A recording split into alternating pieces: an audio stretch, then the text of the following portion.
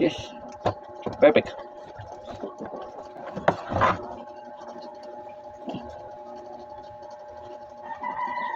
Ito, okay na to.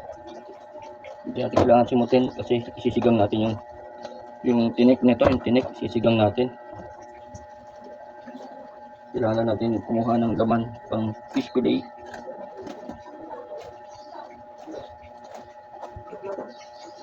Tapos yan, okay na to. Ito ang ipipili natin, itong dalawang laman na to. Yan. Tapos yung mga tinik, tsaka yung ulo. Yan. Yung part ng ulo, sisigang natin yan. Tatap-tapin natin yan. Para masigang.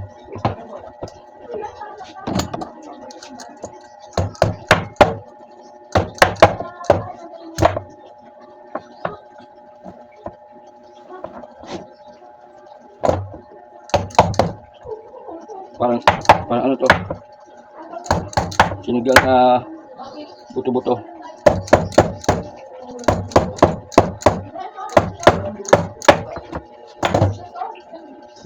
Ito na to.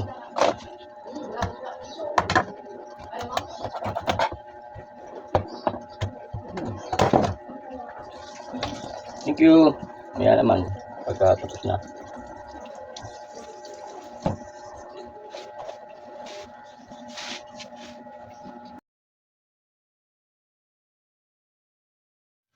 Yan no, nakakatay na natin yung dory. Akala mo yung tinik niya oh, akala mo yung special rib ng ano, baboy tsaka baka. Yan yung ulo ng ating dory. Sarap yan pagka sinigang sa miso. Ito yung mga taba ng tiyan niya. Ito yung pinili natin. Ibahin natin yan ng pang pili. Kala mo karne ng baka yung tinik eh oh. Kala mo buto-buto. Yan. Katas ng ano, Marikina River. Yan. Thank you Lord sa biyaya ng ilog. Cream dory. Yan. Ito yung ating pinipili. Yan.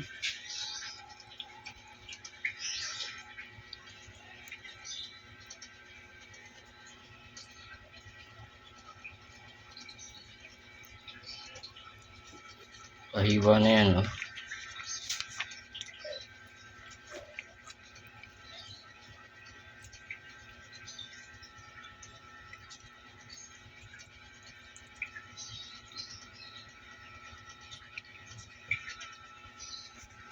Ah.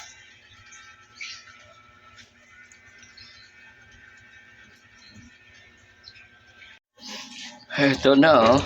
Yung nahiwa natin ipipili natin na iba. Ayan, nandyan. Yung mga buto-buto, pinracer ko muna, tsaka yung ulo. Ito lang kasi gagawin natin eh. Binabad ko muna sa sukat asin para pumuti yung laman. Itong iba, kikilawin ko. Ayan, kikilawin ko yan mamaya para may ano tayo, pampulutan. Kilawing cream dory.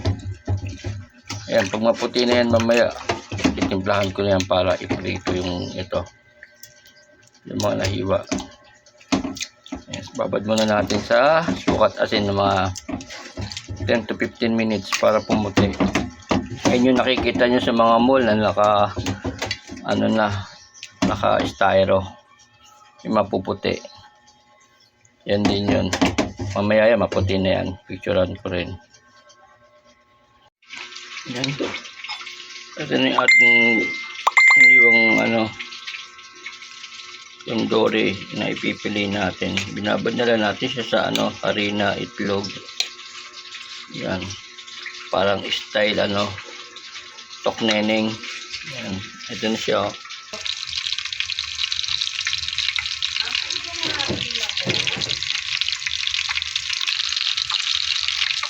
Yan.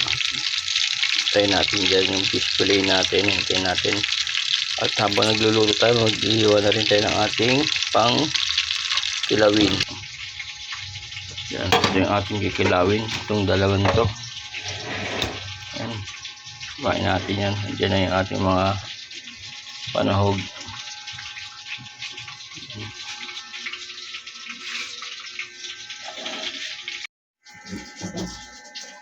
Ayun no. Gawa na yung ating kilawin. Yan. Hindi natin masyadong inanghan kasi para makain ni Mrs. Kunti lang nilagay natin sili. Yan. Ayan ang itsura niya pag kinilaw. Medyo pa siya eh. Hindi pa siya luto sa sa suka. Para siyang tanigi. Ito yung ating fish fillet. Yan. Yan na tayong luto. Yan. Kakainin na ng mga bata itong luto. Kain na, Raiko.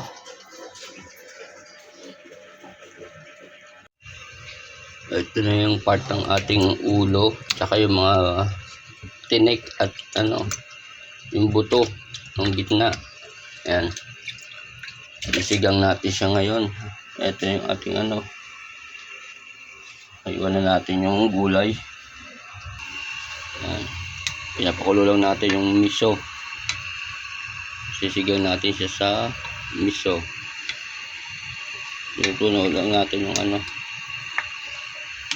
miso. Tsaka kailangan malambot na yung sibuyas at kamatis bago natin ilagay yung ulo, yung mga laman. Yan.